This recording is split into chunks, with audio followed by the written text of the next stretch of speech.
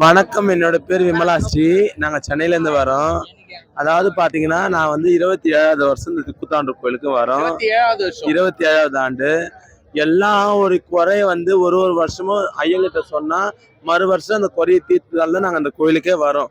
எனக்கு பாத்தீங்கன்னா 27 வருஷமா நாங்க வர இந்த விடாத வரனா அதுக்கு ஒரு காரணம் ஐயனுடைய சக்தி ஒண்டிதான்.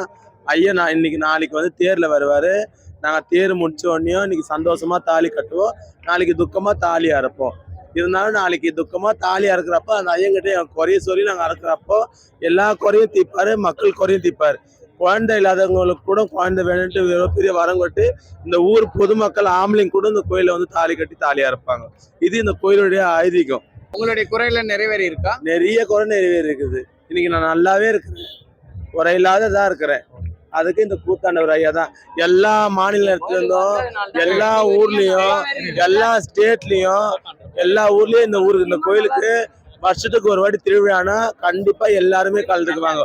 மலேசியா, சிங்கப்பூர், துபாய், எல்லா ஊர் மக்களும் எல்லா ஊர் திருநங்கையும் நாங்க ஒன்னா கும்மி அடிச்சு கல்புரம் கொளுத்தி எங்க வேண்டுதல் நிறைவேறி 27 வருஷமா இது வேண்டுதல் நிறைவேற அடிக்கடி கல்புரம் அதிகமா என்ன போகுது, தேங்காம அதிகமா என்ன போகுது.